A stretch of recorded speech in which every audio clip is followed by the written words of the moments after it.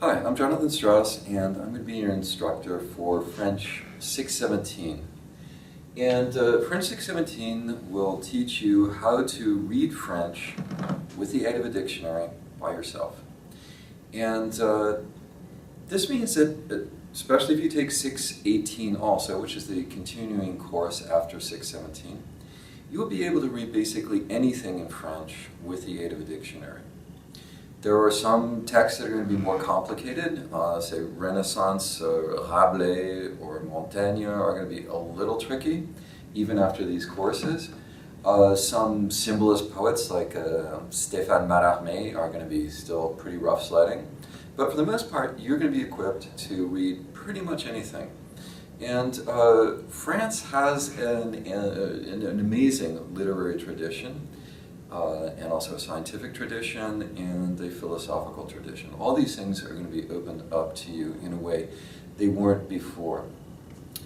France also has a network of other countries that extend the reach of the French language. In most cases, these are former colonies, but it means that there are a lot of countries with their own literatures and their own cultures where French is a national language. The North African countries of Algeria, Morocco, and Tunisia all have French as a national language, and a lot of their education system is in French. There are also great literary cultures in French in these countries. Also in the Caribbean, in Martinique and Guadeloupe, which are actually parts of France. And then there's, of course, Quebec, and other parts of the world where French is still an important language, and there is a culture in French.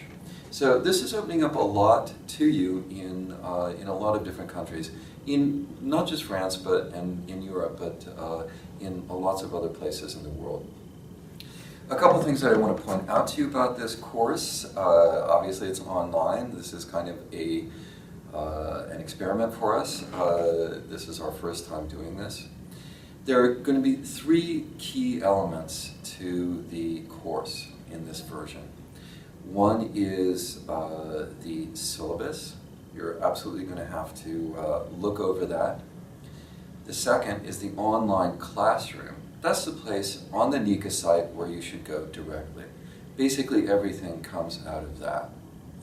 Then there is going to be the forum, and that's the part of the site where you're going to participate in exchanges with other students and me. So familiarize yourself with all these elements, and the course will be, I think, pretty straightforward. If you have problems, if you have questions, you can always email me directly, and we can set up office hours, or I can answer the questions just by email. Office hours will be through Skype. And a couple tips about taking this course. The most important one is keep up. It's a pleasure to learn a foreign language over the summer for a lot of people. For me, I love these courses. But if you start to fall behind, they become a nightmare. And studies have shown that you can learn language much more effectively in small doses, repeated over time, than you can in kind of marathon sections. So please, please avoid cramming, avoid trying to learn everything all at once, and just stay up with the syllabus, and you should enjoy this. Okay, this is pretty much the end of my introduction to the course, and in each of the subsequent videos, I'll kind of present the materials in the individual chapters. So, I'm very happy that you're here, and we'll get going.